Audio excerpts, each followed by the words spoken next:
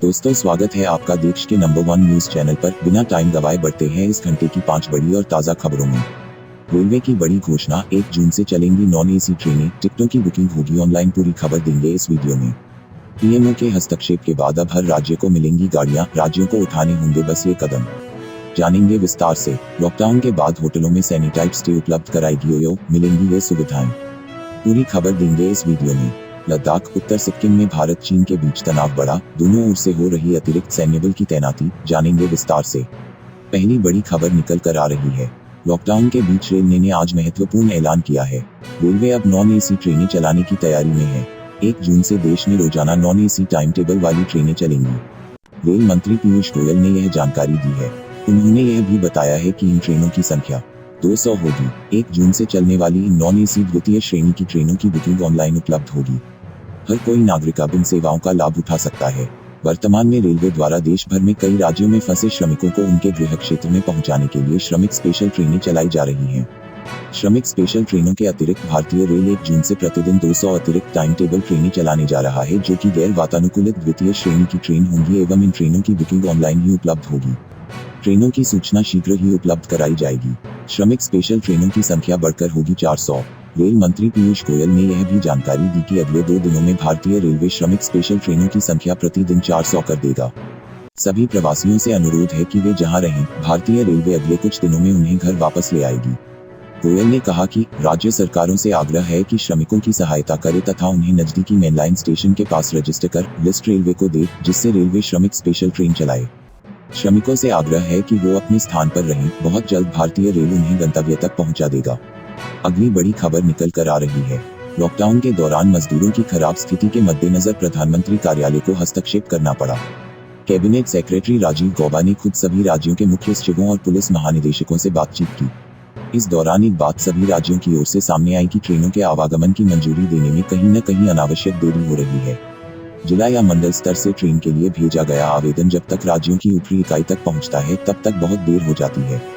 अधिकांश राज्यों के मुख्य सचिव इस बात के लिए तैयार हो गए कि अगर जिला प्रशासन के पास पर्याप्त क्वारंटीन सेंटर एवं मेडिकल सुविधा है तो वे अपने स्तर पर ट्रेन का आवेदन सीधे रेल मंत्रालय को भेज सकते हैं। साथ ही पीएमओ की सलाह पर ही राज्यों को ये निर्देश दिए गए हैं कि मजदूरों को ले जा रहे वाहनों को बीच में कुछ देर के लिए रोका जाए।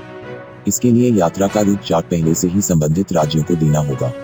बता दें कि लॉकडाउन के दौरान मजदूरों की दयनीय स्थिति को लेकर केंद्र सरकार पर चारों तरफ से दबाव बढ़ता जा रहा था। चोरी छिपे ट्रक में बैठकर जा रहे कई दर्जन श्रमिक सड़क हादसे में मारे गए। इसके बाद पीएमओ में एक बैठक हुई, जिसमें गृह मंत्रालय, रेल मंत्रालय, सड़क परिवहन और स्वास्थ्य मंत्रालय के अधिकारियों ने भाग लिया। केंद्रीय गृह मंत्रालय में कार्यरत एक आला अधिकारी के मुताबिक इस बैठक के बाद ही कैबिनेट सचिव राजीव गौबा ने वीडियो कॉन्फ्रेंसिंग के जरिए मुख्य सचिवों के साथ बातचीत की। उन्होंने कहा कि अब श्रमिक स्पेशल ट्रेन आवेदन का तरीका बदला जाए। आवेदन की फाइल अब सीएम कार्यालय या मुख्य सचिव के दफ्तर से क्लियर होने की बजाय जिला स्तर पर उसका निपटारा हो। डीसी, जो कि अधिकांश जिलों में ट्रेन शुरू कराने के लिए नोडल अधिकारी बनाए गए हैं, वे अब खुद यह निर्णय लेंगे कि जिले के लिए कितनी श्रमिक स्पेशल ट्रेन जरूरी है। साथ ही अब सड़क मार्ग से मजदूरों को ले जाने वाली बसें बीच रास्ते में विश्राम के लिए रोकी जाएंगी। इसके लिए सड़क किनारे पर या उसके आसपास किसी जगह पर यात्रियों के ठहरने एवं खाने पीने का इंतजाम होगा। वहां सोशल डिस्टेंसिंग का पालन किया जाएगा और सैनिटाइजर की व्यवस्था रहेगी। बस को भी दोबारा से सैनिटाइज किया जाएगा। रेल विभाग के एक अधिकारी का कहना है कि अभी तक 21 लाख से अधिक कामगारों को 1570 श्रमिक स्पेशल ट्रेनों में उनके घर भेजा गया है। इस सप्ताह गाड़ियों की संख्या 2500 तक पहुंचाने का लक्ष्य रखा गया है। अगली बड़ी खबर निकल कर आ रही है। हॉस्पिटैलिटी सेक्टर की कंपनियों ने मंगलवार को कहा कि वह कोविड-19 के असर को कम करने के लिए कई उपाय कर रहा है और हॉस्पिटैलिटी सेक्टर में सर्विसेज के नए मानक स्थापित करने के लिए इनोवेशन पर जोर दे रहा है।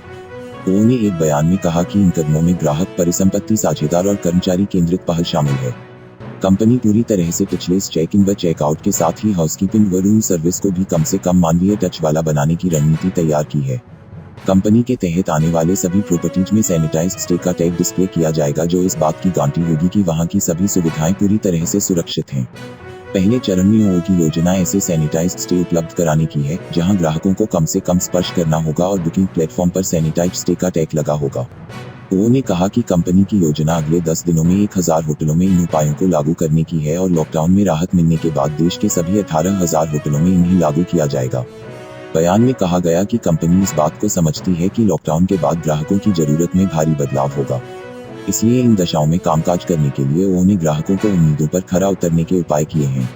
तो इंडिया और दक्षिण एशिया के सीईओ रोहित कपूर ने कहा कि पूरे हॉस्पिटैलिटी सेक्टर में ग्राहकों के व्यवहार में बदलाव आया है और सुरक्षा मानक और कम से कम स्पर्श जल्द से जल्द सामान्य नियम बन जाएंगे। आपके सुझाव जरूर नीचे कमेंट करें। अगली बड़ी खबर निकल कर आ रही है।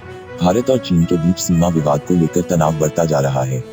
दोनों देशों के बीच गैर चिन्हित सीमा पर उत्तर सिक्किम और लद्दाख के पास कई इलाकों में तनाव बढ़ता जा रहा है और दोनों पक्ष वहां अतिरिक्त बलों की तैनाती कर रहे हैं। बता दें कि दोनों पक्ष के बीच इन इलाकों में कुछ दिनों पहले 2 बार हिंसक झड़प हो चुकी है। आधिकारिक सूत्रों ने मंगलवार को बताया कि भारत और चीन दोनों ने डेनचक, दौलत बेग ओल्डी, गलवान नदी तथा लद्दाख में पेंगोंग त्सो झील के पास संवेदनशील इलाकों में अतिरिक्त सैनिकों की तैनाती की है।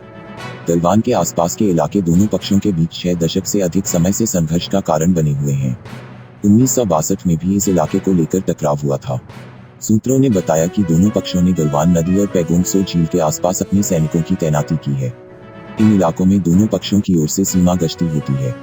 पता चला है कि चीन ने गलवान घाटी इलाके में काफी संख्या में तंबू गाड़े हैं, जिसके बाद भारत वहां कड़ी नजर बनाए हुए है। यह पता चला है कि उत्तर सिक्किम के कई इलाकों में अतिरिक्त सैनिकों को भेजा गया है। चीन के सरकारी मीडिया ने सोमवार को खबर दी थी कि अक्साई चिन क्षेत्र की गलवान घाटी में चीन के सैनिकों ने सीमा नियंत्रण उपाय मजबूत किए हैं। सरकारी ग्लोबल टाइम्स ने सेना के अज्ञात सूत्रों के हवाले से खबर दी। गलवान घाटी क्षेत्र में चीनी क्षेत्र में हाल में भारत द्वारा अवैध रक्षा निर्माण के बाद चीन ने यह कदम उठाया है। उत्तराखंड में धारचूला को लिपुलेख दर्रे के साथ जोड़ने वाली सामरिक रूप से महत्वपूर्ण सड़क पर निर्माण को लेकर नेपाल और भारत के बीच बढ़ते सीमा विवाद के बीच दोनों पक्षों के बीच तनातनी की खबर आई है। लिपुलेख दर्रा कालापानी के पास स्थित है, जो नेपाल और भारत के बीच विवादित सीमावर्ती क्षेत्र है। भारत और नेपाल दोनों कालापानी पर अपना दावा करते हैं।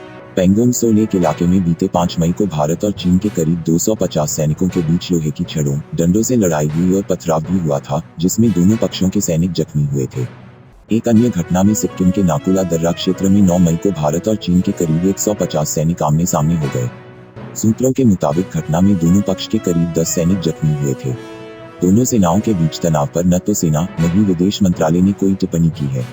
विदेश मंत्रालय ने तनातनी पर पिछले हफ्ते कहा था कि चीन के साथ सीमा पर वह शांति और धैर्य बनाए रखने का पक्षधर है और कहा कि सीमा के बारे में अगर साझा विचार होता तो इस तरह की घटनाओं से बचा जा सकता था। बता दें कि भारत में सेना प्रमुख का पदभार ग्रहण करने के बाद उनके नेपाल दौरा करने की परंपरा रही है, लेकिन अभी तक यह स्पष्ट नहीं है कि जनरल MM नरवणे नेपाल का दौरा जल्द करेंगे या नहीं। उनसे पहले जनरल बिपिन रावत ने सेना प्रमुख बनने के 3 महीने के भीतर नेपाल का दौरा किया था। वहीं चीन ने मंगलवार को कहा कि कालापानी भारत और नेपाल के बीच का मुद्दा है और उम्मीद जताई कि दोनों पड़ोसी एकतरफा कार्रवाई करने से बचेंगे और दोस्ताना सलाह मशविरा से अपने विवादों का उचित समाधान करेंगे। अगर वीडियो पसंद आया हो तो लाइक करें और चैनल को सब्सक्राइब करना ना भूलें। धन्यवाद। आपका दिन शुभ रहे।